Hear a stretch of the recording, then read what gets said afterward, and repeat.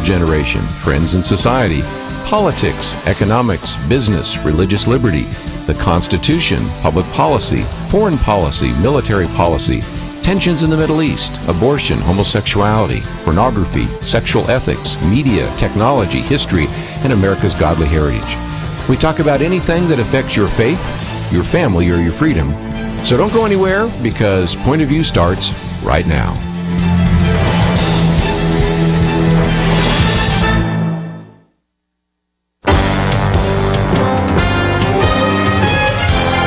Across America, live, this is Point of View.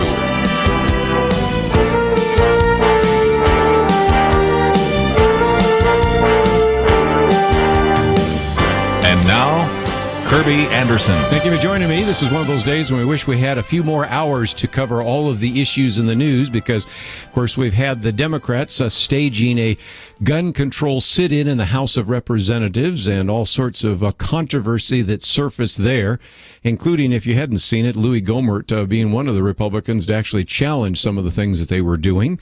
We have a Supreme Court decision that came down today on the issue of affirmative action relates to the issue of race and the University of Texas in particular. It's a pretty narrow ruling, and I guess we'll have to push that one off till tomorrow. I know that Kelly Shackelford, who joins us every Friday, said he's ready to talk about that. Of course, the Supreme Court also had a 4-4 split on the issue of immigration, which means the lower court ruling takes precedent and thus blocks the action by President Obama. Again, a very important decision, which again we'll probably just have to postpone tomorrow when we have Kelly Shackelford in, and I would love to talk about that. I know Penna Dexter would as well. And of course, England today votes to determine if they will stay within the EU. So those are all the things we're not going to talk about today, essentially. So what are we going to talk about? Well, again, as I mentioned yesterday, we wanted to each day try to give you a new perspective on some of the conversation and the meeting of these evangelical leaders with Donald Trump. So Buddy Pilgrim will join us in just a second. A little bit later this hour, we're going to be talking with Paul Kengor, addressing this issue of socialism in the family, something that was a very significant issue, not just in the Bernie Sanders campaign, but even some of the kinds of things being said right now by Hillary Clinton. And in the second hour, Dan Celia will be with us. We're going to spend a fairly significant amount of time evaluating the economic policies of Hillary Clinton and Donald Trump. So those are the things that we'll try to cover today. We'll push some others off to tomorrow when we have our Friday weekend edition, including some religious liberty cases as well. So lots to talk about, but let's bring to the microphone Buddy Pilgrim. He's been on with us before. Matter of fact, last time he was with us, he was serving as the National Director for Faith and Religious Liberty in the Ted Cruz campaign, which of course has been suspended, but he has also been very much involved in this latest meeting. He was on the steering committee where 1,000 different national Christian leaders met with Donald Trump on Tuesday in New York City. He is formerly with Pilgrim's Pride and, of course, now runs Integrity Leadership. And Buddy Pilgrim, always appreciate you joining us here on Point of View. Thank you, Kirby. It's always an honor to be on your program and get to share some views with your listeners. Let's talk about some of the resources I posted, and then I know you'll want to draw people to some websites as well. We posted a piece by Tim Wildman, Christian Leadership Meets with Donald Trump. I thought was a good summary there. We can post, but I think most people can find some things that have come out today. I know that Jack Graham, for example, has a piece that is in Fox News. There's a piece in which they interviewed Richard Land in Newsmax. And yesterday we posted that list of the 25 individuals that will serve on the Evangelical Executive Advisory Board. But since you were on the steering committee, talk a little bit about how this came together. It was a very significant meeting, and I want to get your reflections, but how did it come about? Well, it came about because of the work of United in Purpose, which is a nonprofit organization that was formed, I think, in 2008 for the specific purpose of encouraging people of faith, in particular evangelical Christians, to be involved in the public square with their faith, particularly in politics. It was formed to help motivate and mobilize more Christians throughout the body of Christ to go and register to vote and then vote, because that is how we reflect our values in public policy, by voting for godly candidates. And I was familiar with United in Purpose from the very beginning of their foundations in 2008. I've been involved in many of their meetings since then. And Bill Dallas, the gentleman who runs United in Purpose called me, and he was exposed to a meeting that we had put together for Ted Cruz back in December. Now, that was a Cruz-organized meeting in December where we called some 250 or so Christian leaders from around the country to come and meet with Ted Cruz to get to know him and for him to know them out at the Wilkes Ranch in West Texas. And it was his idea to try to do something similar, not to be a campaign-organized event, but to be a UIP-organized event, so that both Trump could hear from us and know how important the evangelical vote is to whoever is running at the top of the ticket on the Republican side, and so that we could hear from him.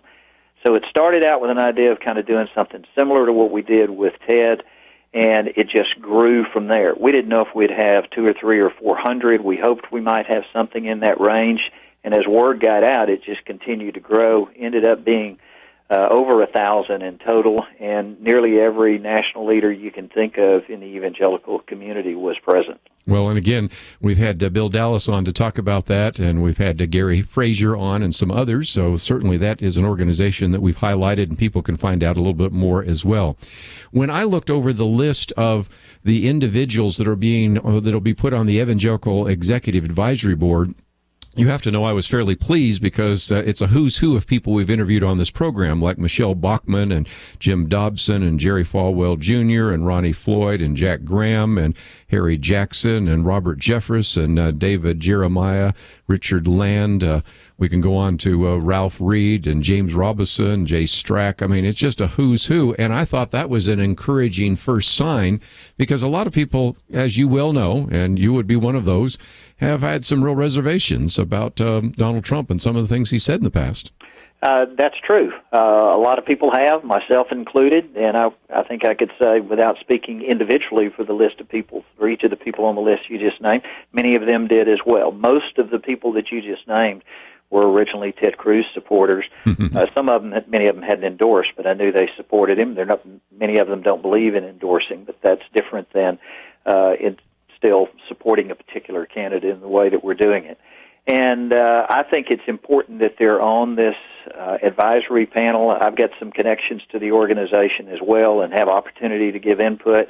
And Donald Trump needs input from the faith community, not only on public policy, but he needs input even during the campaign to know how to do genuine outreach to the evangelical community to help, again, mobilize us, motivate and then mobilize us to go vote, because that's going to be a key to having a conservative win this fall. And having a conservative win is extremely important this fall. Trump was by no means my candidate of choice initially, but it's going to be a binary choice.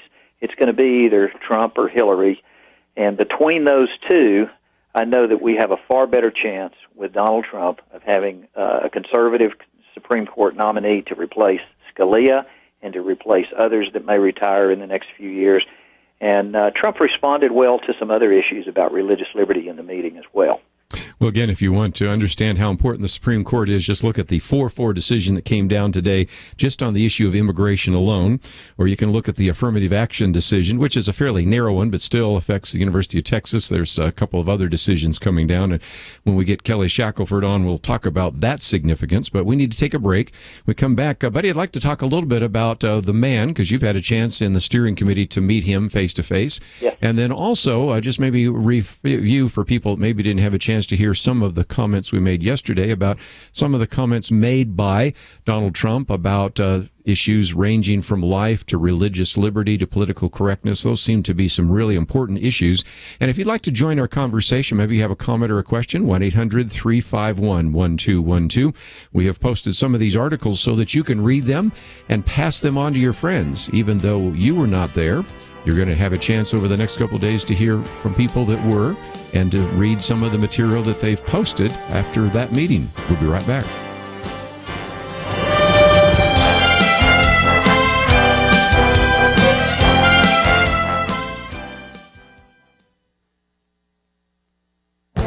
This is Viewpoints with Kirby Anderson. Should the next president try to relocate some branches of the federal government? Presidential candidates like Donald Trump and Bernie Sanders expressed their disillusionment with a government that seems to try to live by the motto business as usual. The concentration of power in Washington with bureaucracies and lobbyists almost assures that nothing will change. Perhaps moving some of the government outside of Washington would be a positive step. Over the years, I've tried to get a conversation going about this. Once I brought up the subject at a Washington dinner. The woman at the table was horrified by the idea, so I dropped the subject. So I was glad to see that Paul Kupek is also suggesting that this might be a time to relocate the federal government. When I was in graduate school in Georgetown University, I saw how Washington was a money machine for government employees and political leaders. 11 of the 12 richest counties in America are located in the Washington, D.C. metro area. It is not only rich, but it's also out of touch. The cost savings could be significant. Moving the Department of Homeland Security to another state would cost less. Every year, government employees receive cost of living federal salary adjustments because it is so much more expensive to live in the Washington, D.C. area. Why not relocate the Department of Agriculture to a state where agriculture is the main industry? In previous centuries, it makes sense to have all of the government functions in the same area. Modern telecommunications and transportation systems make that unnecessary. Distributing some of the federal bureaucracies across the country could also reduce costs and bring economic development to parts of the country that need it. It would also lead to increased voter perception of equality and fairness. Relocating the federal government may not happen, but it should if we really want to shake up Washington. I'm Kirby Anderson, and that's my point of view. For more information about issues covered on Viewpoints, visit pointofview.net. Pointofview.net.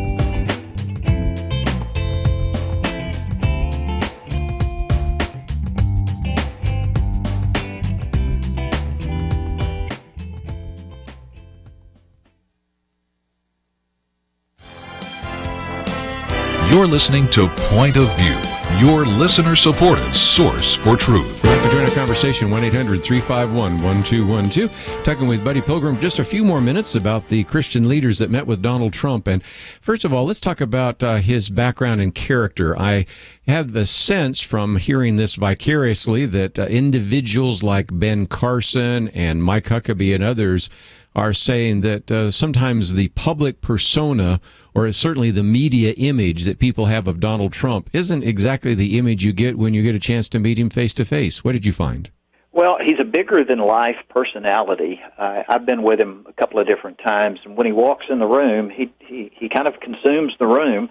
I first met him up at Tony Perkins' Values Voters Summit in the green room, and when he walked in, you know, he attention turns to him, but also he pays attention to the people when he walks in the room. That was one of the things that impressed me, is he walked around, he shook hands with everyone, he greeted them. When he came over to talk to me, you know, and he didn't know who I was the first time we ever met, obviously, and he didn't know that I even actually worked for Ted Cruz's campaign, but he didn't care. You know, he didn't go try to say, who should I talk to and who should I avoid in this room. He walked in, he made eye contact, he shook hands. I had a Christian pin on that day that it's a cross with a Star of David in the center of it.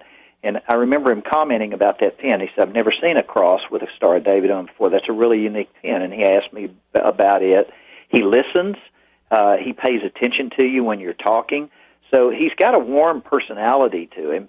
And it was a pleasure to get to know him. Now, when he came in the room at the meeting in New York, we had two sessions. We had the group of 1,000 that met with him, where he was on stage the whole time, and then the steering committee, 30 or so of us, met with him in a small group, and he came in and kind of talked to us briefly there, and then shook a few hands. And he addressed issues, I think, that were important to all of us, particularly religious liberty in the courts. You know, when you mentioned that, one of the things that certainly impressed me is that he seemed to understand some of these religious liberty issues pretty significantly. I'm sure Kelly Shackelford will talk more about that tomorrow, but the fact that he was aware of Coach Kennedy, Joe Kennedy up there in Washington losing his job for praying, that he knew about the 1954 Johnson Amendment, whether he studied this or somebody prepped him, that was pretty impressive, because sometimes you, as you well know, when you talk to members of Congress, they're pretty oblique and maybe even oblivious about some of the kinds of issues that we're very concerned about. It's the first time I've ever heard him mention the Johnson Amendment before, and from listening to him, it sounded like it was a relatively new revelation to him, that this isn't something he's known about for a long time, which some might criticize him for that, for not having known about it. But the important thing to me was that once he learned about it, he seemed genuinely offended by the fact that our federal government would pass a law that limited the ability of pastors to speak out on issues of moral values that crossed over into the area of politics, or that pastors couldn't speak out on political issues in general. And he said, the people in this room, when he was speaking to the large group, he said, you're really the largest voting bloc out there in your core conservative values, and it's not right for government to muzzle you in your speech, and we need to change that. And I think he was very sincere when he said that. One of the lines he used, at least I've heard, is he said, you know, look at the people walking outside of the hotel here. They have more freedom than you pastors have. And I thought that was a good line. Exactly. You know, he also made a point, and Eric Matakis, who spoke later in the day, has just written a new book called If You Can Keep It, about the importance of us keeping our republic. He also said, you've got more power than you've been exercising. Wow. And frankly, he challenged all of us in ministry to do a better job of getting active in the political speech, because ultimately the government is not going to take away the 501c3 of millions of churches or millions of pastors around this country and some 300,000 churches in this country. Let's, if we can, for just a minute, talk about that pin you were wearing, because it gets us back to the issue of Israel. And we know certainly what some of the previous presidents have felt we need to do in Israel, and that is to give up land for peace. And that has been a mistake. And whether we're talking about George Bush or Barack Obama, or in the future, Hillary Clinton, we know where they stand. What about Donald Trump? Well, David Jeremiah asked him a specific question about Israel and about his commitment and this whole idea that you can give up land for peace. He didn't delve into any significant depth in his answer to that.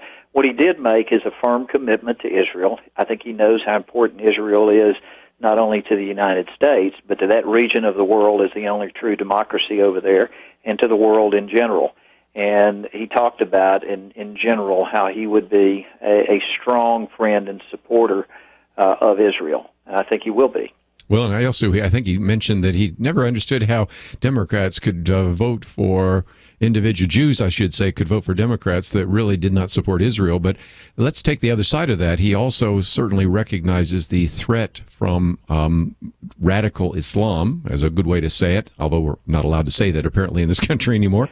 But nevertheless, he understands that. And did he have much more to say about the idea of limiting the number of Muslims that come to this country, or fighting terrorism in our country and abroad? I think from what he said, he's interested in making certain that we know who's coming into the country. And it doesn't mean that every Muslim that comes in is going to be a terrorist, because that's not going to be the case. But we certainly need to know more about the background of those that do come in, and I think he's interested in that.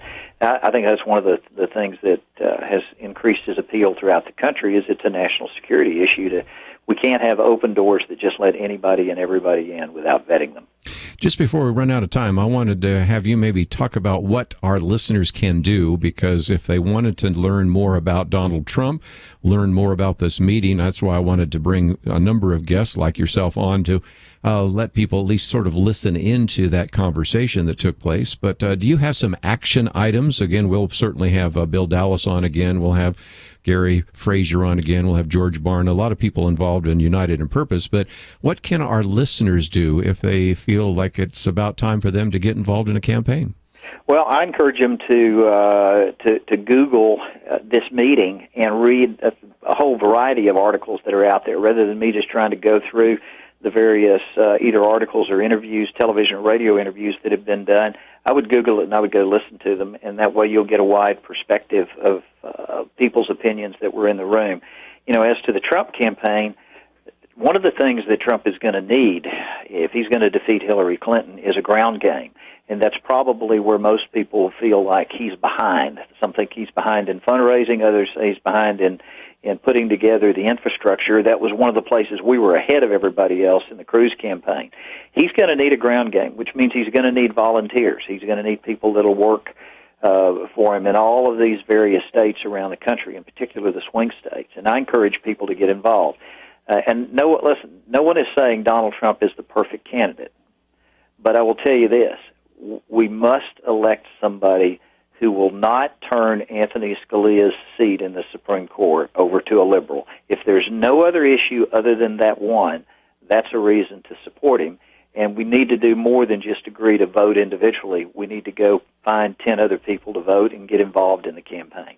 I must say, those of you in the Cruz campaign were just doing an outstanding job with the ground game and with all sorts of infrastructure. And if some of those talented people work on the Trump campaign, that will be very helpful because you put together a model organization. And so it was just great to see how far you came, but came up short. And I see you now willing to move on, even though I know where your heart was. And that was, of course, with Ted Cruz. So thank you so very much for being on the program. I look forward to many opportunities as we go through this campaign. And anytime you have something you want to share with us, please feel free to join us here on Point of View. Thank you, Kirby. It's always an honor to be with you. We're going to take a break, and when we come back, we're going to get into a couple of other issues that have surfaced, and one of those is the way in which young people sort of flirt with this idea of socialism. I mean, it sounds so good. It sounds like it's so pro-family. You're going to learn, I think, some perspectives that maybe you haven't had before, and it's a piece that we've actually posted by Dr. Paul Kengor. He is the executive director of the Center for Vision and Values at Grove City College. Of course, he's also a professor there as well, and we've posted that for you to read. Let me also mention the piece that we've posted by Tim Wildman, Christian Leadership Meets with Donald Trump. And if you want to know a little bit more about what happened in that meeting, that's why we're bringing some of these individuals on, so you can have a chance to hear what they heard and what they saw and how they reacted to some of the experience that they had. It's all available at our website, pointofview.net. And as we go to a break, don't forget we're getting close now. A week from today is the end of our fiscal year. That's June 30th. And so we're looking for you, even during this break right now, to go to our website, click on that button that says Give Now, and there's an opportunity for you to give. And this would be very appreciated as we are coming to the end of our fiscal year and certainly have a financial need. I wouldn't ask if we didn't have that need, and we certainly do have a need. So first of all, please click on that button and recognize that your gift will be double because we have a matching fund. It's all available at the website, pointofview.net. We'll come back and talk about how socialism attacks the family. That coming up right after this.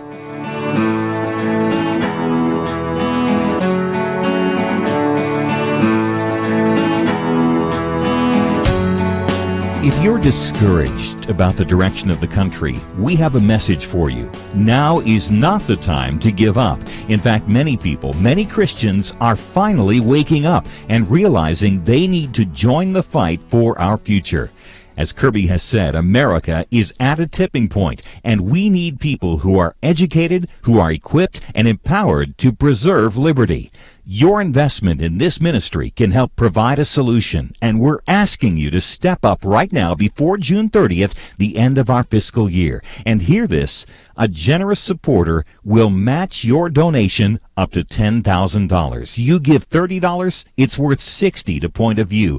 Donate $100, it has a $200 impact. Give nothing, we get nothing. Don't let that happen. Tip the scales for good. Online at pointofview.net or call 800-347-5151. Pointofview.net and 800-347-5151. Or send your gift to Box 30, Dallas, Texas 75221. Point of View, Box 30, Dallas 75221. Point of View will continue after this.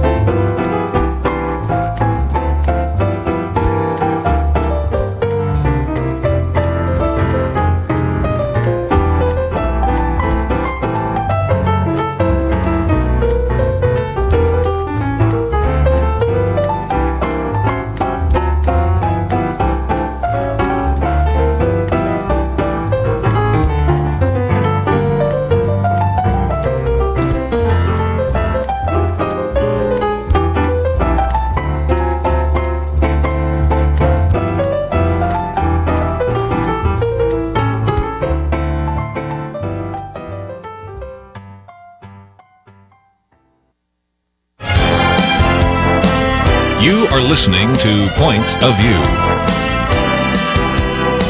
The opinions expressed on Point of View do not necessarily reflect the views of the management or staff of this station. And now, here again is Kirby Anderson. Now we're going to spend a little bit of time talking about socialism, and to illustrate its point, the article we've posted here reminds us that last year, the word that was looked up most often in the Merriam-Webster.com website was the word socialism. Not surprising there, and of course there has been a lot of interest in socialism even before Bernie Sanders, an avowed socialist, ran for office.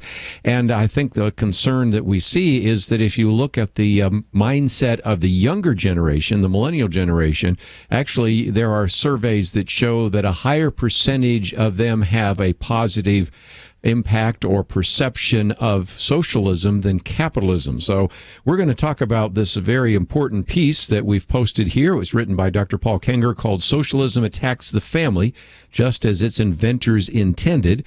He is a professor of political science, but also the executive director of the Center for Vision and Values at Grove City College there in Grove City, Pennsylvania. A great university to maybe consider sending your children or grandchildren to. He is probably best known for all the different works that he has written on Ronald Reagan, and even more recently was on with us on 11 Principles of a Reagan Conservative, but also has done quite a series on God and Ronald Reagan, God and Hillary Clinton, God and George W. Bush, to mention just a few, and certainly has also exposed some of the things that we've wanted to talk about in the past. The piece, for example, that he wrote about the mentor to Barack Obama, Frank Marshall Davis, is also one of his many articles. So we have a whole link to his website on the our website, pointofview.net. But first of all, Dr. Paul Kengor, thank you for joining us once again here on Point of View. Hey, Kirby, how are you? Very good. And I might just mention that this article we've posted for everybody to read is kind of, if you will, an introduction to your newest book, which is Takedown: From Communists to Progressives, How the Left Has Sabotaged Family and Marriage. So they can read the article first and then decide if they want to buy the book, and I think they'll probably want to do so. But what about this idea of socialism? It seems to me that the younger generation, not having the experience of those of us who are a little bit older, when we think of the Soviet Socialist Republic and things like that, socialism has had sort of a positive image for the younger generation, hasn't it? Well, that's exactly right, Kirby. And in fact, there was a study done in 2014 by the Reason Foundation, and they found that 53% of millennials view socialism favorably.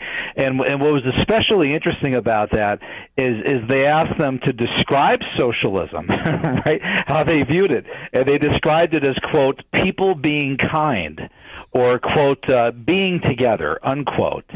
So they viewed socialism as this kind of generous, merry social safety net where you have this grand benevolent government that pays for everybody's needs. It's kind of, it's the Bernie Sanders give us free stuff socialism, give us free education, give us a $15 an hour minimum wage socialism. So they amazingly they don't connect socialism not only to the Soviet Union and the communist ideology of the 20th century that killed 100 million people, which I guess isn't so amazing because they didn't learn about it, but they don't even connect it to the socialism today, right now in Venezuela, which Hugo Chavez said this is going to be the socialism for the 21st century. So they don't even connect it to what's right under their nose. And that means that the failure here is, I think, first and foremost, a failure of education. And if we want to try to correct it, all we can really do is try to educate in the way that people like you and I are doing right now. Well, you're a professor of political science, so let's take us back to this. And, when I was in graduate school, I of course, had read about socialism, but I took a class from a socialist in which we had socialists who came from various countries of the world, and it was interesting to see how sometimes they would accuse others of not going back to the original writings of Karl Marx and those kinds of things. So some were seen as revisionists or heretics or whatever word they might want to use. But take us back to something like the Communist Manifesto, which you do in the article, and help our listeners, including hopefully some young people listening right now, to understand what socialism really is. Well, yeah, if I hear people say often, the Communist Manifesto is a pretty good book if you would just sit down and read it. And when I hear that, and I would advise people listening to do the same thing, call their bluff and say, really, have you read it? And if they're honest, they'll stutter and stammer a little bit and say, well, I've read bits and pieces of it, because anybody who's actually read it would never, ever actually say that. Marx and Engels write, the entire communist philosophy may be summed up in the single sentence, abolition of private property.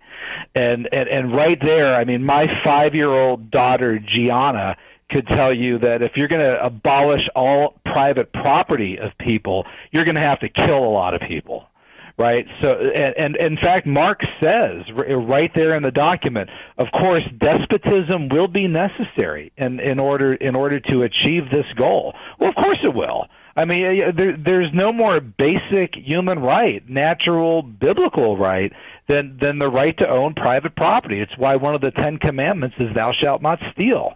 People are entitled to property. So it says that. Now, in regard to the family, Marx and Engels, they wrote about abolition of a whole bunch of stuff. They said communism abolishes all eternal truths. It abolishes religion. That is said also in the Communist Manifesto. In regard to the family, they actually use the words abolition of the family. Yes. So this was from the outset a totalitarian ideology, an ideology of fundamental transformation, where they really wanted to totally transform human nature. And that's not something that you do lightly, and it's not something that you attempt to do without killing millions, if not tens of millions, if not over 100 million people in the process. The sometimes problem, I think, for some of, especially young people, is they don't realize that there is an attempt to put a positive face on it. And so in the past, we've talked about people like Herbert Marcuse or Betty Friedan, and so it shows up in maybe a political way or cultural way or in feminism or even in sort of radical politics, or, even Margaret Sanger shows up in Planned Parenthood. But each one of those individuals and many others you mentioned in the article all trace their roots back either directly or indirectly back to this socialist idea, don't they? Oh, they do, yeah, and they were all, like Margaret Sanger, for example, she wasn't a communist, but she was definitely a radical progressive. She was a secular leftist. She made a pilgrimage to the Soviet Union, as a lot of these people did. She went in 1934. She went over there to learn about what they were doing with birth control. And by the way, Kirby, she came back raving about what they did with birth control and loved the fact that the government was providing birth control as a quote-unquote free, regular welfare service of the government. And Margaret Sanger, founder of Planned Parenthood, she said when she came back, she wrote this in her birth control review. She said, we could well learn from Soviet Russia, where birth control is part of the regular welfare service of the government. That was Stalin's Russia at the time. And that's exactly where American progressives are today, where they see birth control and abortion drugs that induce abortion. They see that as part of the regular welfare service of the government, to such an extent that if you're Hobby Lobby, if you're Conestoga Woods, if you are the Little Sisters of the Poor, and if you won't pay for other people's abortion drugs, then Hillary Clinton and the Democrats and the liberals will accuse you of a war on women and drag you before the Supreme Court and try to shut you down. So these ideas that they were pushing 80 years ago in Sanger's case, 100 years ago in Bolshevik Russia, Betty Friedan had been a communist. A lot of people don't realize this. She was a communist. These ideas have their roots in far left, radical, socialist, radical, progressive, and even communist ideology. Well, let's take a break. When we come back, we'll continue our conversation. Let me just mention, too, that as you read this article, and I really would encourage you to do so, it is only about 3 pages. It will even take you through some of the stories of socialists on American soil, Robert Owen probably being one of the best. When we come back, I also want to talk about what seems to be sort of an unlikely alliance, how communists and the homosexual movement sometimes seem to be cooperating, and how you could even put your head around the idea of a gay pride parade state in Cuba until you understand that their ultimate goal on both sides is the abolition of the family. And of course, that's what we're talking about. If you'd like to join our conversation today, Dr. Paul Kengor is with us, and we're talking about his article that we've posted, Socialism Attacks the Family, but also certainly pointing you to his new book, Takedown, From Communists to Progressives, How the Left Has Sabotaged Family and Marriage. And we have information about him. We've posted the article, and of course, you can be looking for his book in your local bookstore. Also, of course, find out more about it from him as well. But let's take a break. When we come back, if you'd like to join our conversations, we talk about socialism and its attack on the family. And really, the ultimate goal oftentimes in socialism is the abolition of the family. Feel free to give us a call, 1-800-351-1212. We'll be back with more right after this.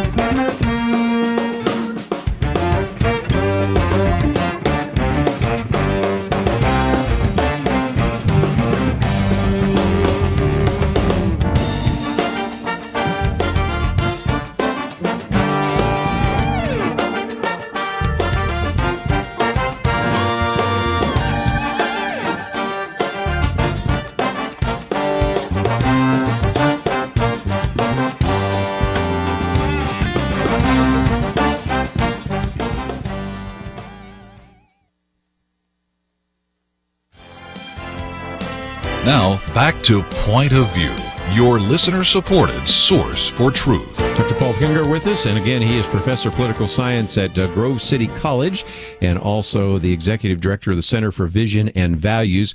We'll get to some of those phone calls in just a minute, 1-800-351-1212. But one of the things that you write about, Paul, is also how this idea of same-sex marriage and the normalization of homosexuality is sometimes used by the communist as sort of a Trojan horse to actually secure the final takedown. What do you mean by that? Well, it's absolutely right, Kirby. It's undeniable. There's no question about it. And the vast majority of people in America who support same-sex marriage, that is redefining marriage as something other than the natural, traditional, biblical Christian understanding, they don't realize this because they're not communists. Obviously, the vast majority of Americans aren't communists, but they don't realize how the communists and the far left view same-sex marriage and all of this stuff as the long-awaited vehicle that they've been looking for literally a couple centuries to fulfill their objective of abolition of the family. Marx and Engels wrote flat out, there is no such thing as the family. They wanted to break down that original, natural, traditional, biblical model. And for a long time, they tried with various attempts. Various other socialists and radicals tried to do this, but their ideas were always way outside of the mainstream. Well, now, and they've been fanatically supporting same-sex marriage for at least 10 years. Now they finally have the general public with them on this. And I should point out too, Kirby, they are not only eagerly redefining family and marriage, they are really pushing the boundaries of redefining sexuality and gender. Yes. The word that we use, right, LGBTQ. They have been using at People's World, flagship publication of Communist Party USA, they've been using the letters LGBTQIA. I don't know if people are familiar with that, but they've added 2 new letters to the alphabet soup description here. And if people don't see where this chaos is leading, the New York City Council right now allows employees for New York City public employees. You now have 31 different gender options that you can choose from. So, all of this stuff, this is dictatorship of relativism run amok. But for the true radicals, the far left radicals in America, this is what they've been waiting for, to take down and annihilate any sense of moral absolutes for family and marriage. Well, let's take some phone calls. We'll head out to Arizona first. Michael, you're on with Dr. Paul Kengor. Hi, I'm just curious why you guys tie communism and socialism as in one thing. Why can't somebody be a socialist without being a communist?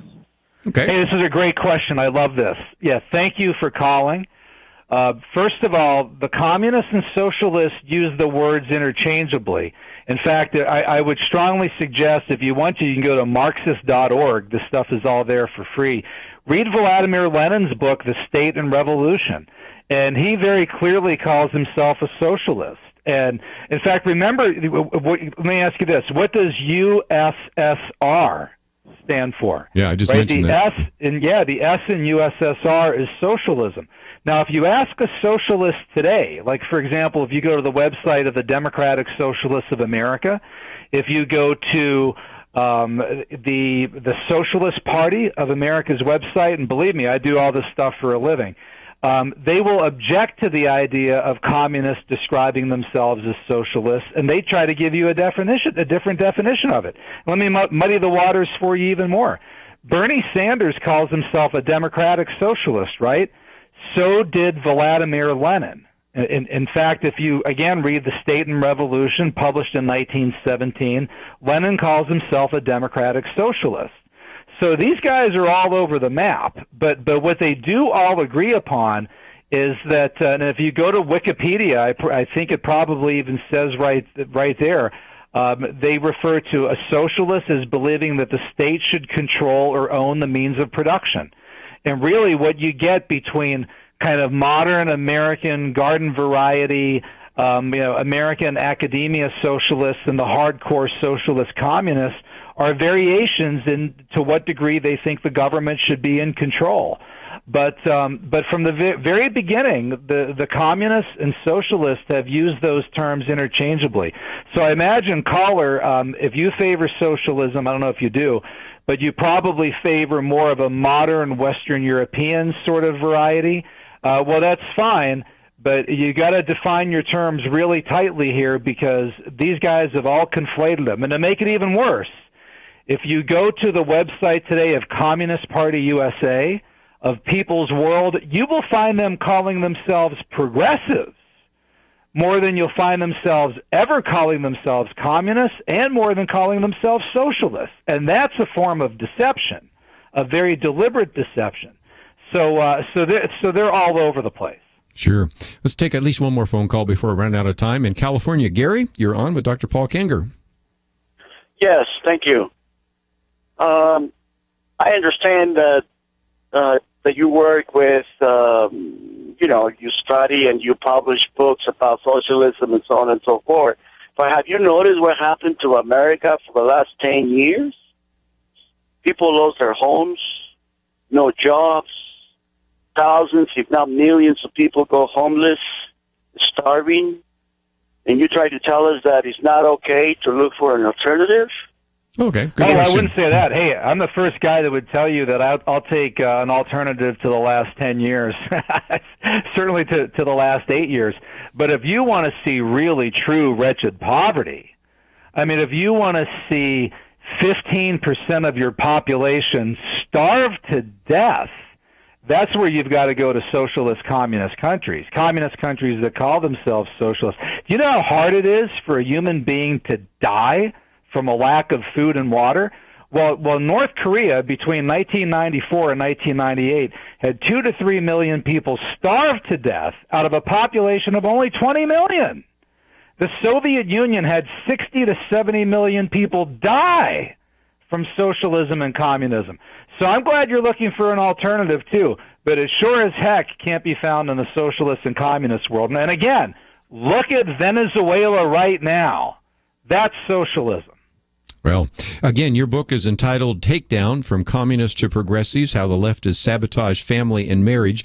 But we've posted this article that came out of the stream there, Socialism Attacks the Family. And again, for people that think socialism is pro-family, if they just read that article, they'll realize it's not. So, Dr. Paul Kengor, appreciate all your articles that you've written over the years about Barack Obama, Hillary Clinton, Ronald Reagan, especially during this campaign season. We may want to dip into that a little bit again, because you've been, I think, the only person to really look at kind of the faith of Hillary Clinton, and maybe we could add to that Donald Trump. So we'll call on you a number of times, and thank you for joining us today here on Point of View. Thanks, Kirby, and I would tell people, don't be deceived, don't be duped, educate yourself, learn about this stuff. Well, I appreciate you teaching there at Grove City, but we also want to give you a forum here on Point of View. Let's take a break. When we come back, we're going to spend an entire hour kind of looking at the economic plans of Hillary Clinton and Donald Trump. A lot of people say, well, this is going to be an election about jobs. Okay, if it is, then Dan Celia is going to be with us, and he's going to give us kind of an evaluation and also an opportunity for you to call in with your comments or questions. You're welcome to do that. And those numbers, again, are 1-800-351-1212.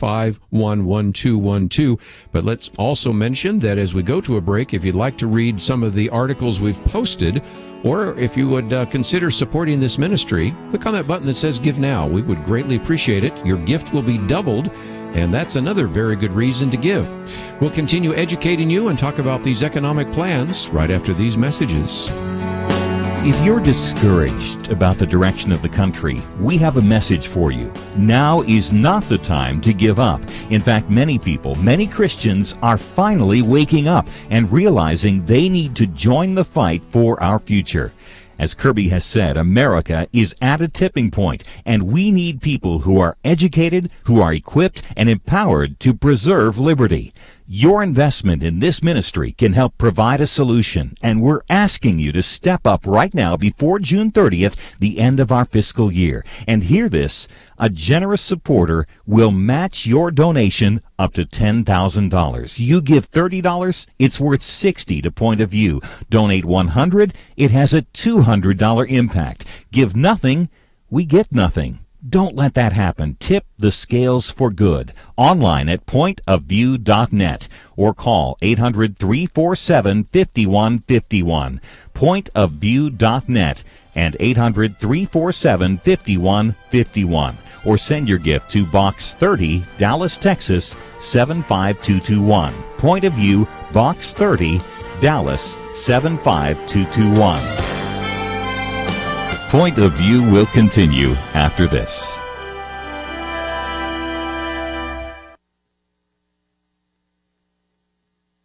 I just thank God for y'all. I listen to you every day, truly. I wanted to thank y'all for everything you do each day to inform Christian families and our community about the things we can do, and just the way you're so informative. I listen to you daily and love you guys and appreciate you so much. God bless you, Kirby, for keeping this show so on track and for the decades of wonderful help to this nation that Point of View has been. We're all big fans of your work, and we pray that God will just prosper it. As a Christian, over the years that I've followed this program, I'm constantly challenged to be on guard and to evaluate what's going on. And if for no other reason, to protect the caliber and the truth of your programming, I need to participate and to back your program financially to ensure that the truth stays out there for people to hear, to view, and to be a part of.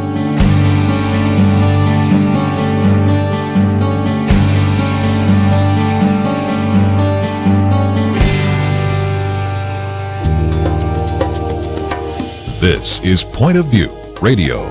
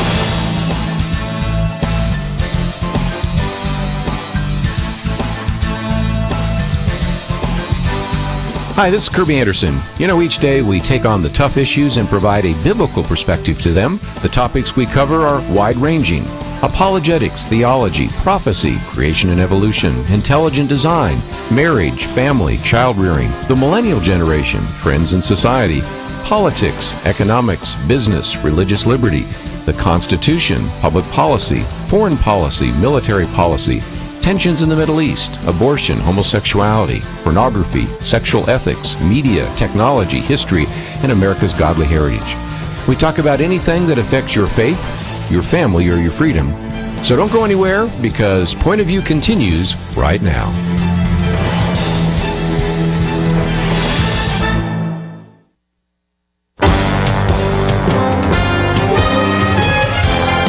Across America, live. This is Point of View.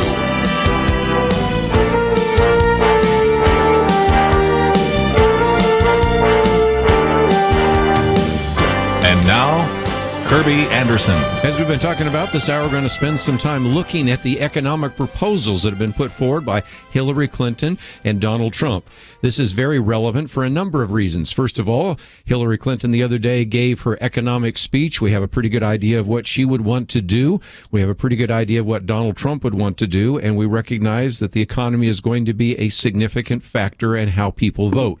Let me issue my disclaimer right now. I believe that you should vote for a candidate for a variety of issues, and it shouldn't just be pocketbook issues, but we shouldn't ignore those either. So I recognize that if an individual is bad on all sorts of social issues, even if they're good on the economy, I want to look for somebody else. But that's not the case. We want to certainly look at what could happen in a Clinton presidency, what could happen in a Trump presidency, and we certainly want to give you a chance to ask questions and make comments. We posted quite a bit of information here, and we bring to the microphone Dan Celia, an individual that I have such respect for. He spent 35 years as an entrepreneur and businessman, and really has developed and uses a biblical responsible system for financial management. Started his radio ministry, and for those of you that listen to this program and also hear American Family Radio, you're familiar with him, but for many of you others probably don't know that since 1997 has been broadcasting with a partnership with our good friends at American Family Association, and now can be heard on all sorts of radio stations on NRB TV and Biz TV. And in addition to his economic background, also has a master's degree in theology. Dan, how you doing today? Kirby, it's great to be here. I'm doing fine. Well, we appreciate you, and as you well know, from time to time I quote you in some of my commentaries. Thought it would be good to get you here because you put out a piece a while back on Trump versus Hillary, who's better for the economy. But before we get into the specifics, let's talk about why we should pay attention to this. I recognize that the social issues are very important, how a person stands on abortion and marriage and religious liberty, and whether they support the nation of Israel. And we can go down a very long list of really important. But at the same time, we can see that a president and his or her administration can do harm to economy or can free up so that you entrepreneurs can make a business work and actually create jobs. And so I think this is a very important issue that we need to discuss today. Well, it is, Kirby. It's incredibly important for the future of America, the future of certainly our economy. But we've got to think about getting back to leaving a country, obviously, first and foremost, from a moral perspective, a better country than we found it, but certainly from an economic standpoint. Many of us have children and grandchildren, and we want to be able to feel good about leaving the next generation a better country. So it's extremely important that we take a look at the economic plans and issues, try to get a good feeling for what has not worked in the past, what has worked in the past, and find a place in which we can move forward. And when we look at the two candidates, they're very different viewpoints.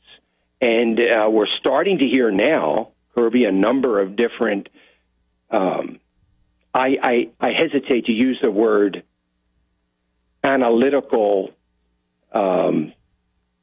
point about, we're seeing the Wall Street Journal had some analytics, so to speak, on Trump's plan. Basically, it's impossible to do any kind of analytical analysis on the plan of Donald Trump because he hasn't put out enough information. So we can really take anything that we have been reading to this point with a grain of salt. So because you can only get half the picture, we need a whole lot more meat on the bone before we can do any kind of analytics. Well, and agree with that. And I think that, after especially the conventions, you're going to have a much more specific party platform. And so I recognize that this is the first iteration, and I'm sure we'll bring you back again. I have no doubt that we'll bring you back again as we have more specifics. But from a philosophical point of view, maybe we're talking about a 10,000-foot worldview. Hillary Clinton, I would think it would be fair to say, is pretty much going to come up with an economic plan that looks at least something like her husband's or like Barack Obama's. And she's given enough specificity just in the last couple of days that I think we can have a pretty good understanding of where she stands, don't you think? Well, I think so, Kirby. And I think one of the things that I said to LifeSet last night was that one thing we know for certain, because she has already expounded upon her support for the Obamanomics that we have now, that we've got a somewhat of a 7-year track record on what she wants to not necessarily do, but to continue. When we look at the 90s and we look at Bill Clinton's plan, when she announced that, well, she was going to let her husband or bring her husband in to handle some of the economic issues, obviously assuming that was a good thing. I jokingly say, well, that's good news. I just assumed she's going to bring Newt Gingrich in then. Yeah, because that's the first question somebody's going to say, well, wait a minute, during the Clinton administration, didn't we balance the budget? Well, that's because you had a Republican House that actually brought about one of the few times in modern times in which we had something that approximated a balanced budget. Exactly. So I don't think we're going to see anything like that, and not from Hillary Clinton. It's the economics that we have today are very much ideologically based. There is a set of ideological blinders on the economists in and around this administration. I think Hillary Clinton is a part of that economic ideology. She has embraced it. She believes in it, and it is more government, more intrusive government, bigger, larger government, rules, regulations, more social control, and more corporate control. So that is not going to be good for the economy, and not to mention that would be today on top of what is a very fragile economy. This is an economy that could not withstand, in my opinion, 4 more years of the same situation. And in worst case scenario is if Hillary Clinton is president, we are going to have a do-nothing Congress. It's something they're very good at, but it's going to be a do-nothing Congress because nothing's going to get passed. Nothing's going to even get up for a vote, assuming that the Republicans keep control of the House.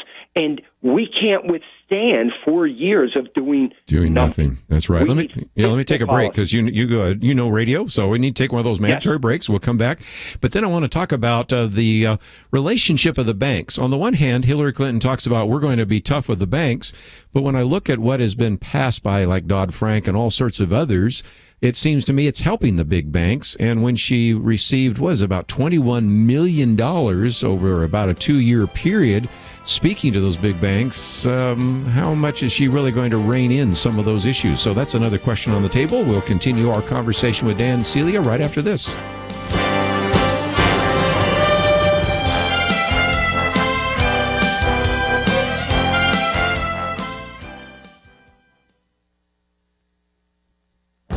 This is Viewpoints with Kirby Anderson. Should the next president try to relocate some branches of the federal government? Presidential candidates like Donald Trump and Bernie Sanders expressed their disillusionment with a government that seems to try to live by the motto business as usual. The concentration of power in Washington with bureaucracies and lobbyists almost assures that nothing will change. Perhaps moving some of the government outside of Washington would be a positive step. Over the years, I've tried to get a conversation going about this. Once I brought up the subject at a Washington dinner. The woman at the table was horrified by the idea, so I dropped the subject. So I was glad to see that Paul Kupek is also suggesting that this might be a time to relocate the federal government. When I was in graduate school in Georgetown University, I saw how Washington was a money machine for government employees and political leaders. 11 of the 12 richest counties in America are located in the Washington, D.C. metro area. It is not only rich, but it's also out of touch. The cost savings could be significant. Moving the Department of Homeland Security to another state would cost less. Every year, government employees receive cost of living federal salary adjustments because it is so much more expensive to live in the Washington, D.C. area. Why not relocate the Department of Agriculture to a state where agriculture is the main industry? In previous centuries, it makes sense to have all of the government functions in the same area. Modern telecommunications and transportation systems make that unnecessary. Distributing some of the federal bureaucracies across the country could also reduce costs and bring economic development to parts of the country that need it. It would also lead to increased voter perception of equality and fairness. Relocating the federal government may not happen, but it should if we really want to shake up Washington. I'm Kirby Anderson, and that's my point of view. For more information about issues covered on Viewpoints, visit pointofview.net. Pointofview.net.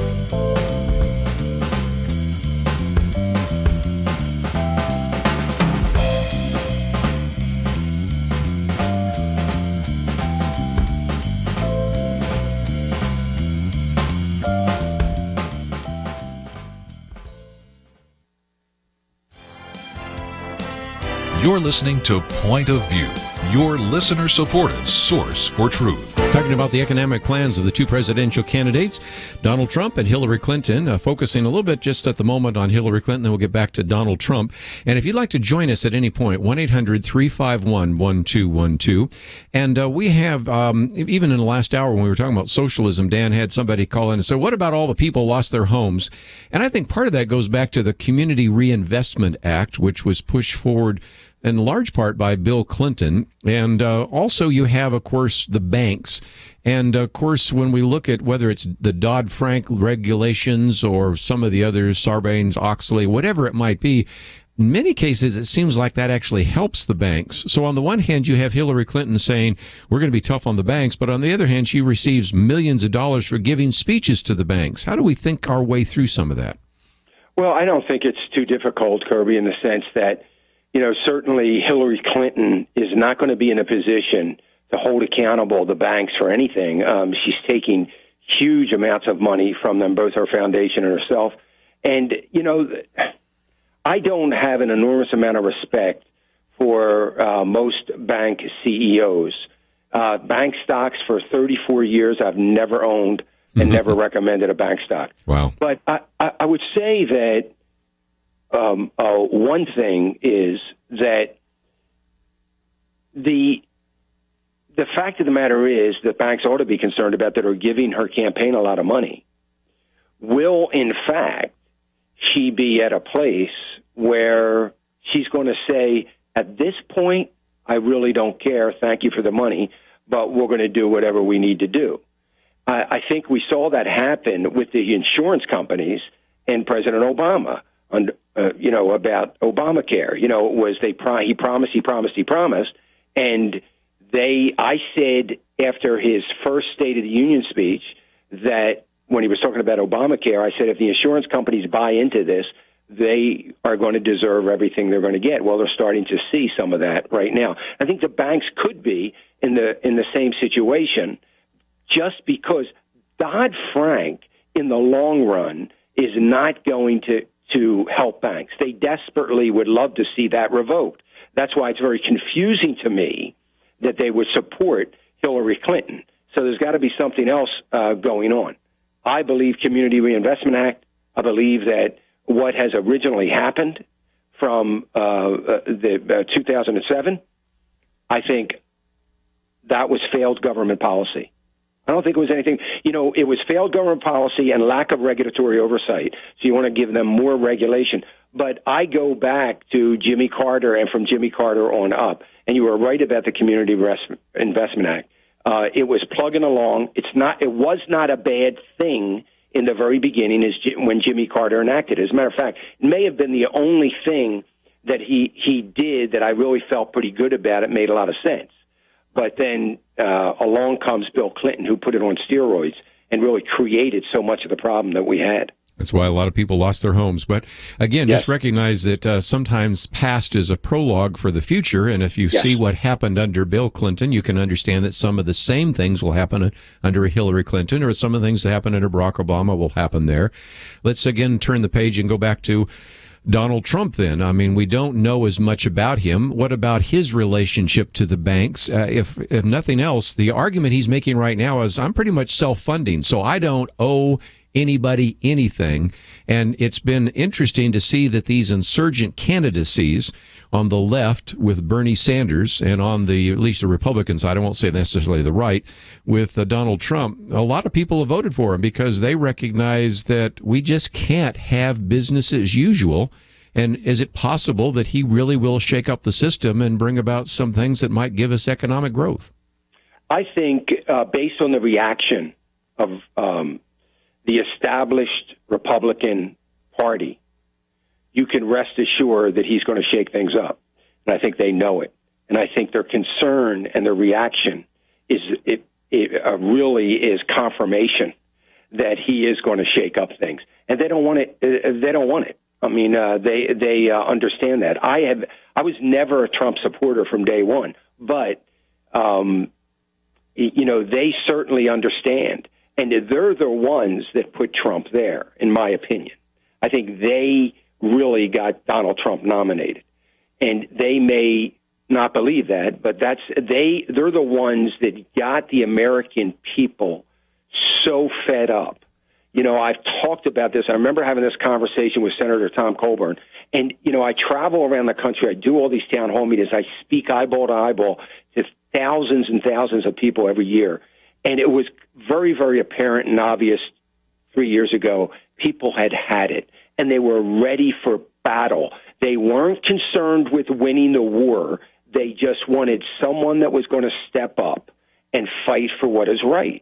And I believe that the vast majority of the American people are seeing that on the left side with Bernie Sanders, on the Republican side, Donald Trump.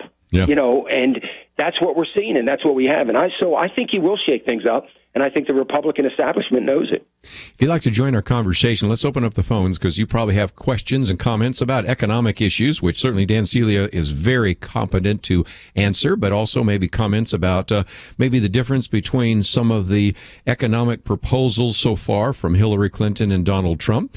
That number is 1-800-351-1212. Love to get some of your phone calls as we talk about economics and pocketbook issues for just a minute. But another question for you, Dan, would be personnel.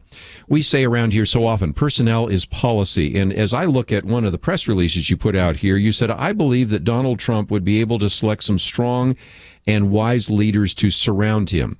So far, when we look at the judicial issues, on Friday, we've talked about this with Kelly Shackelford. He'll be with us again tomorrow. We look at the 11 people that Donald Trump said he might put on the Supreme Court. And Kelly and I agree with at least 9 of the 11. We could get probably even a pass on the other 2. When we look at the 25 people that Donald Trump has now put on his evangelical advisory group, this is kind of a who's who of people we've interviewed here on Point of View. So what about this? I've heard Donald Trump mention a couple of names in terms of the economy. And once again, to guess who he might have in his, for Secretary of Treasury and the Office of Management and Budget, these are going to be very different kind of people than Hillary Clinton, don't you think? Well, it's going to be very, very different, and very, very different than Barack Obama. I mean, he has surrounded himself with great, great people, and he's talked to Steve Moore and Larry Kudlow and Art Laffer, and really strong fiscal conservative economists that know their way around, know what they're doing, and these are the kinds of people that he has talked to. Newt Gingrich, Henry Kissinger, not from an economic standpoint, but he has not been afraid to talk to people. He is a typical high-level corporate executive that has been successful. They surround themselves and they seek out good people. It's what made Ronald Reagan successful, and I think it has the potential of making Donald Trump very successful. I like who he's talking to as far as the economy goes. Again, the who's who, as you mentioned, in evangelical circles. I talked to Kelly as well a little bit on Tuesday up at the conversation with Donald Trump, but and talked about the Supreme Court justices. And, the election for a lot of solid conservative evangelicals may come down to that. Do you want Hillary Clinton, appointing these judges, or do you want Donald Trump? And if that is the only reason people come out and vote, it's a pretty good reason. Yeah, that's a reason to come out and vote for sure. Let's take a break, and when we come back, I might get your comments. I wasn't sure if you had attended that meeting since you mentioned that. We have over the last couple of days had a chance to talk with a few people. We had Alex McFarland on yesterday. We had Buddy Pilgrim on today. Of course, Kelly's going to be on tomorrow, so I'll get your comments about that since you were at that meeting with a number of other Christian leaders that met with Donald Trump. And we'll also take some phone calls. The lines are filling up, as you might imagine. Some of you want to ask questions, just economic questions about stocks or gold. That's fair. Some of you want to make some comments about Donald Trump, Hillary Clinton. That's certainly fair game as well. So this last half hour, we are just privileged to have with us Dan Celia. We're going to talk a little bit more about his website and some of the material that you can find from him. And so take the time to visit the website, get something to write with. We'll talk about that in just a minute. But all of that is available at our website, pointofview.net. And as you go there, you're going to find some of the material that we've already covered from some of the other guests. And of course, it also has a link to financialissues.org. And we'll talk a little bit about that and how you can benefit tremendously from his great research and his biblical perspective on those issues. So let's take a break, and by the time we get back, I suspect we'll have a full bank of phone calls, so as the caller drops off, you can join our conversation. Stay tuned, we'll have more right after this.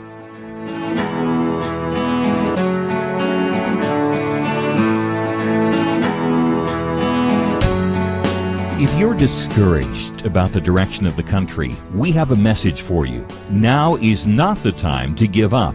In fact, many people, many Christians are finally waking up and realizing they need to join the fight for our future. As Kirby has said, America is at a tipping point, and we need people who are educated, who are equipped, and empowered to preserve liberty.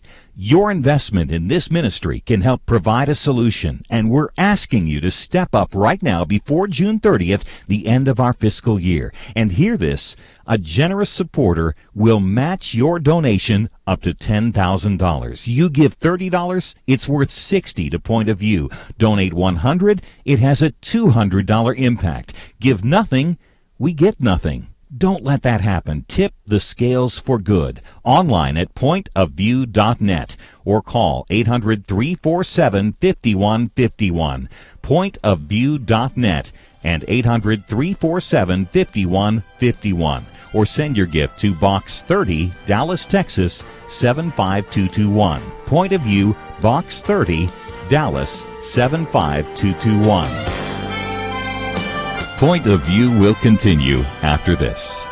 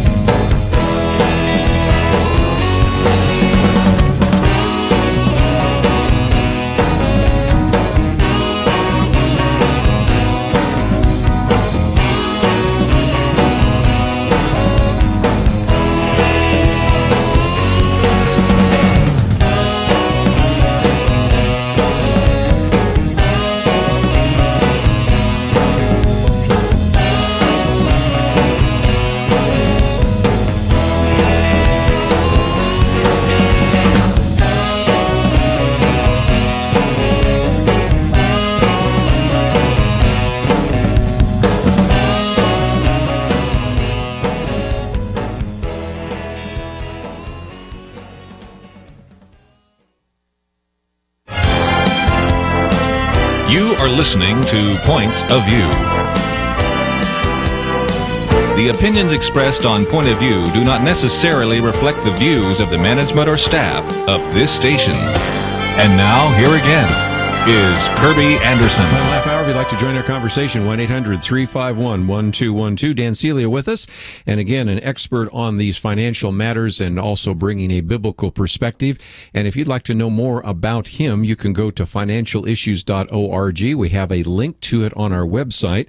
And Dan, in a couple of minutes after we take some calls, I want to talk about what's happening to the middle class, because both Hillary Clinton and Donald Trump are talking about the middle class. You've been studying that for some time.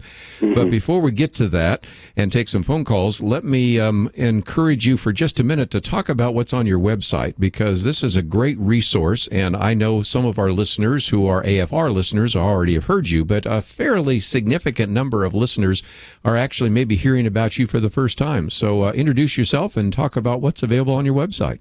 Well, Financial Issues is our ministry, Financial Issues Stewardship Ministries. Our website is financialissues.org. It came about in 1997. I was a Wall Street guy. I sold a trust company that I owned for 22 years and sold that to a bank. And I came to the Lord late in life and ended up on radio. I despised it for 2 years. I thought it was the biggest waste of time God could ever do in my life, and just whined and moaned about it the whole time. And God had a different plan. So we watched the ministry grow. We're on about 700 stations and some TV networks, not for trying, just by the grace of God. So it's been a blessing. I'm an economist and market guy primarily, and my goal is to use that for the kingdom of Christ, to try to raise up people that are God's children that want to and convict them to invest not only wisely, but to be biblically responsible, that we do not participate in abortion and pornography and gambling, the things that are eroding the moral fiber of this country. Yes. So, Kirby, I'm kind of fighting my own culture war. I've talked to 9 Fortune 50 companies, some of the biggest companies in the world just in the last 18 months, that want to know why they're not on my list or why I took them off my list. And so my goal is to impact companies' bottom lines for their desires to get into the culture war, and impact that in a negative way,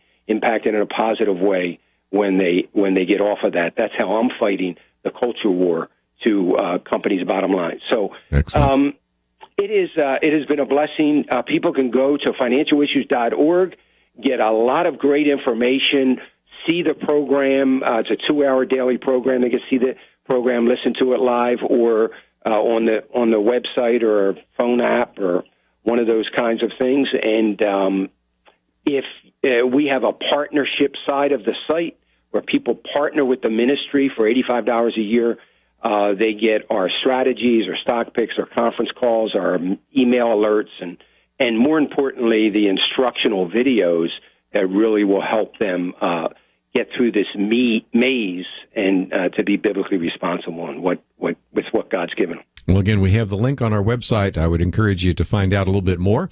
Let's take a phone call or two, and then we'll get into this issue of the middle class. Let's go to South Carolina first, WLPG. Patsy, what would you like to add to our conversation today?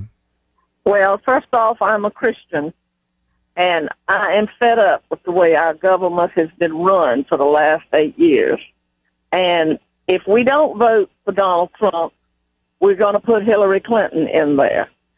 I say let us try Donald Trump and see what he can do.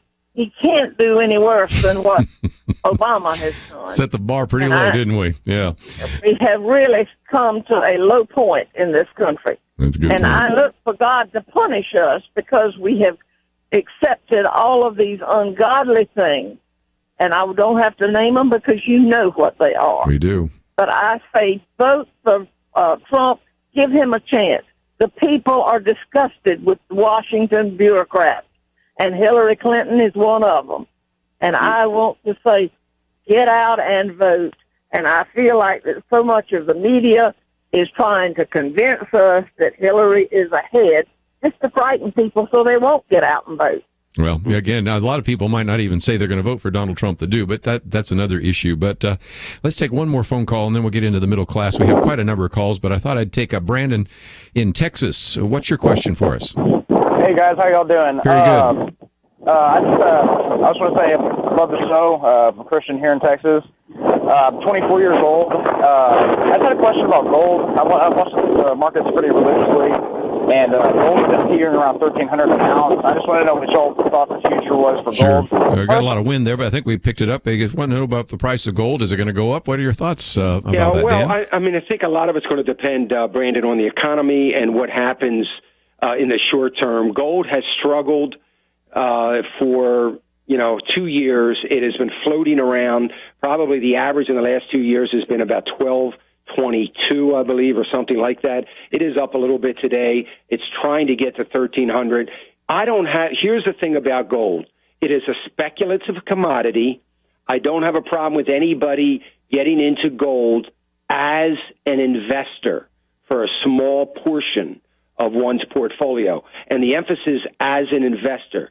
If you're getting into gold because you think the sky is falling and gold is going to save us during that economic depression, I am telling you, and I get a lot of heat over this every day, it is not going to.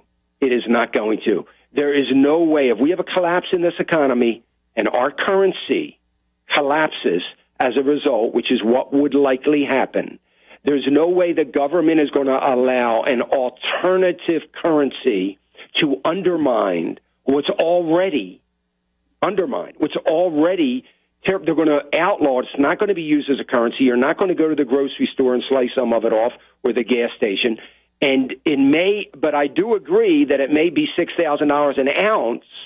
But if you can't quickly jump on a plane and get to Hong Kong with all your gold and sell it, I don't think it's going to do you a lot of good. And I'd rather, so if it's an investor situation and you're going to watch it go up to $1,400, $1,450, and you're going to sell it and make a profit like investors do, then I would be okay with it as a small piece, 10% or so of your overall investment strategy. Very good. I'll take some more phone calls in just a minute. We do have a full bank of calls here, and we'll certainly take some more. 1-800-351-1212. But you have really been studying what has happened to the country's middle class, and we are going to hear quite a bit from both Hillary Clinton and Donald Trump about what they want to do to help the middle class. First of all, give us a quick diagnosis. What has happened to the middle class, and then what can we do to actually solve some of the problems that so many of our listeners are facing? Well, the middle class has been decimated by this administration, and this is an administration that said they were going to help the middle class as well, and they've destroyed it. And one of the reasons, Kirby, that they want to push for a minimum wage, as they would say, because people can't feed a family on it. The minimum wage was not designed for anybody to feed their family on it. It was designed as a stepping stone. But they've wiped out all the opportunities in which one can step up to. I've heard you say there's no rungs on the ladder anymore. That's right. And so that's the middle class. And we have got to get back to a thriving middle class.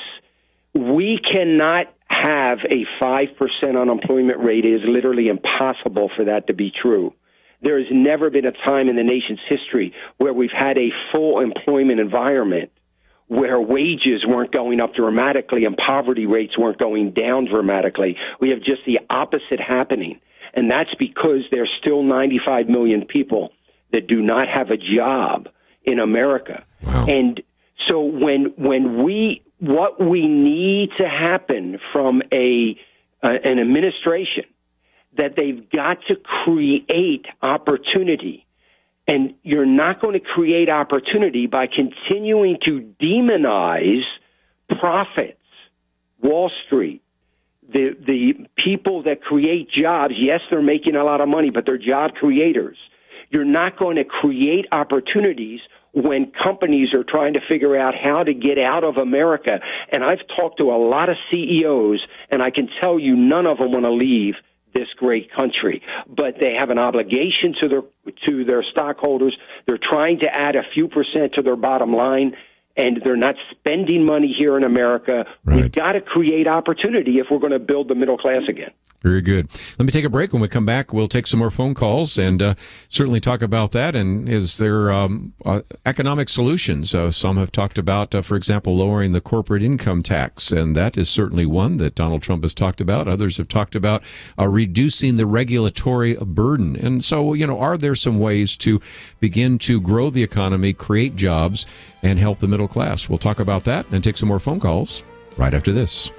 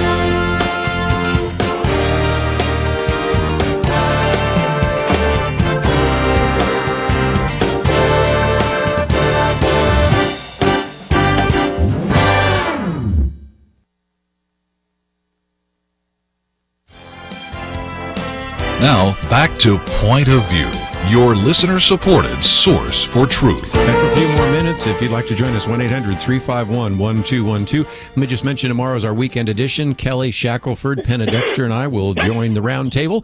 We'll be talking about a number of things. Of course, we had the Democratic staging a gun control sit-in in the House of Representatives. We have Supreme Court decisions on affirmative action, on immigration, England voting on this issue of whether to leave the EU.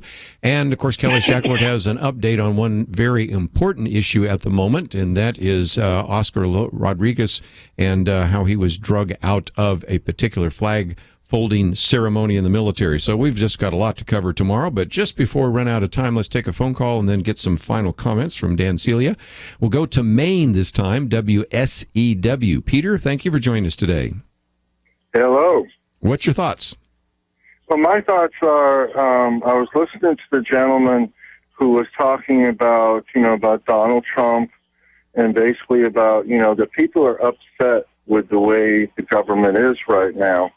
And my feeling is that it really doesn't matter who we elect, because I think the point being is that it'll probably continue as business as usual. Trump may shake up some things, but the thing that I'm noticing is like the health care issue, okay? You have a lot of people out here that are very angry about it. And it almost seems like the senators and the people in Congress who have been elected by us to listen to us and to work on our behalf, it seems like they're not. For the very simple reason is that for years, I have called up senators. I've complained about the health care issue. I have sent letters complaining about the health care issue. And I know of many others who have done the same thing regarding not just that issue, but other issues. And what do you get when you call them on the phone? They say, this is the way I'm going to vote. Isn't it supposed to be the reverse, that they're supposed to listen to us and take into account what we say? Yeah, of course, you're in Maine, and maybe you've had some difficulty in getting attention to some of the people in Maine. But, one of the things we said in the last hour, Dan, was if Hillary Clinton becomes president and you have the Republicans control the House, it probably will be a do-nothing Congress.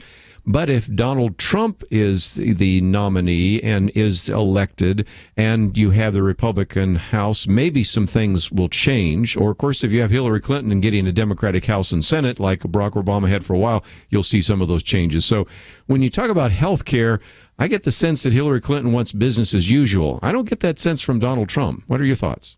No, he definitely not business as usual if Donald Trump is in there on health care and on a number of other items. So he is going to change the healthcare system. The healthcare system needed to be changed. There are certain things that had to happen. But this government-controlled healthcare, and it is growing and growing in more and more control every day, is going to stop. And I believe under Donald Trump, it's going to stop. And we are going to start easing back to allowing our doctors to make choices for us and get on a healthcare system that is going to be reasonable and give us good quality of health care once again. And if not a Donald Trump presidency, then we are going to look like Europe.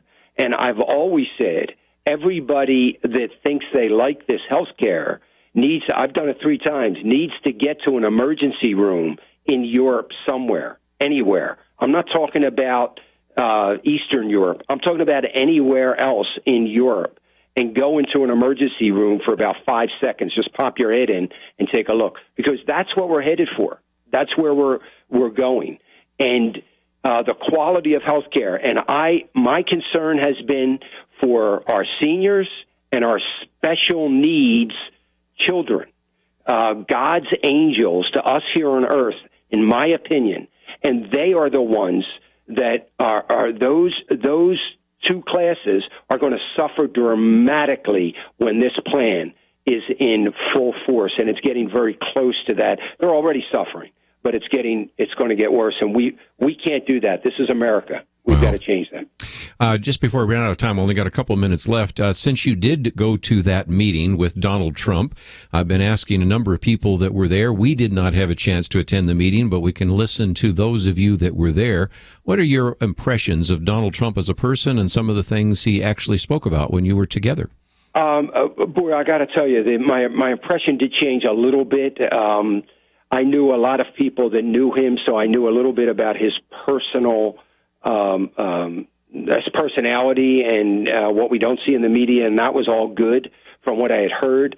But I think we saw a little bit of that, and that was very encouraging to me. I think some of what he said was pandering a little bit, but there were some things that I was very, very impressed with. The thing that I was most impressed with, because I felt it was very, very sincere, was his position on Israel.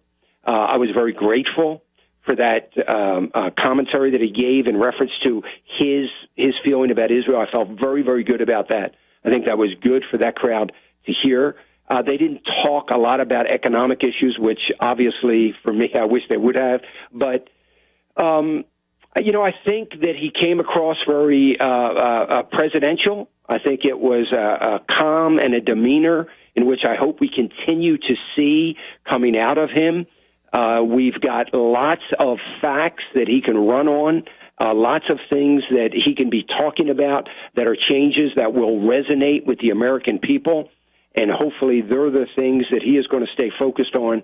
And I came away feeling very good that there were probably a lot of people there that came away that were sitting on the fence that are no longer sitting on the fence, that feel as though this is something, as an American, they have to do. They've got to vote for this man. This is about America.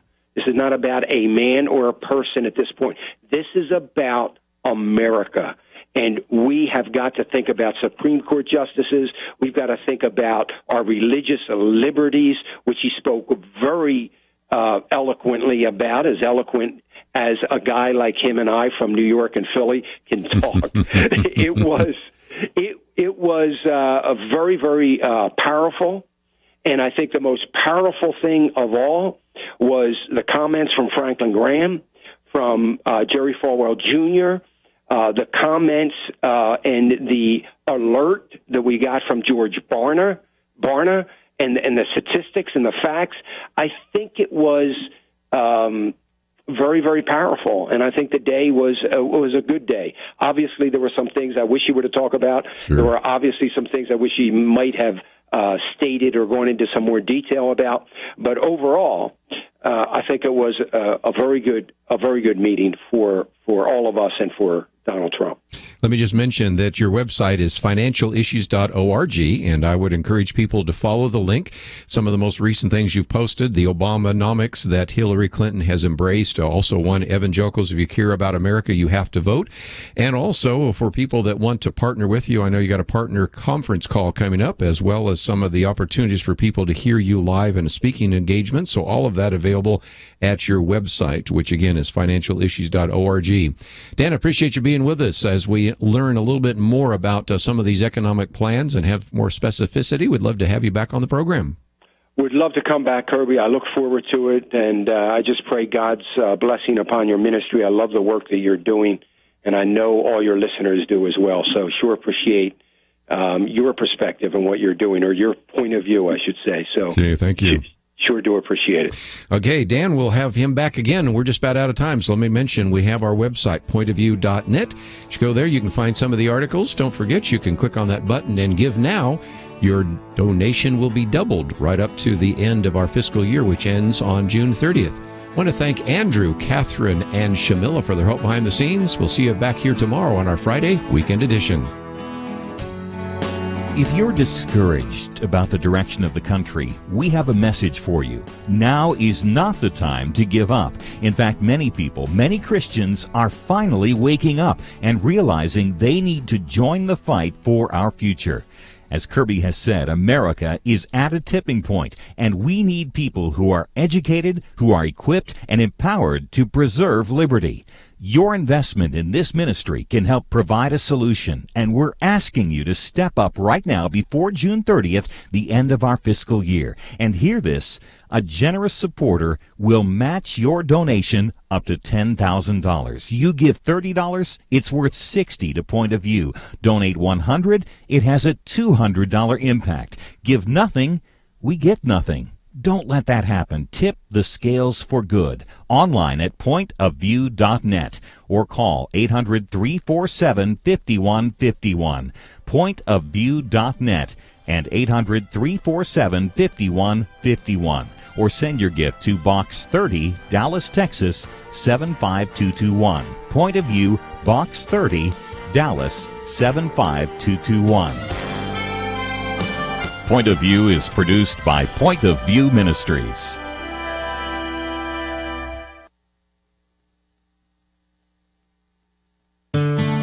I just thank God for y'all. I listen to you every day, truly. I wanted to thank y'all for everything you do each day to inform Christian families and our community about the things we can do, and just the way you're so informative. I listen to you daily and love you guys and appreciate you so much.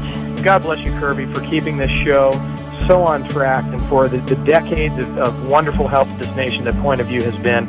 We're all big fans of your work, and we pray that God will just prosper it. As a Christian, over the years that I've followed this program, I am constantly challenged to be on guard and to evaluate what's going on. And if for no other reason, to protect the caliber and the truth of your programming, I need to participate and to back your program financially to ensure that the truth stays out there for people to hear, to view, and to be a part of.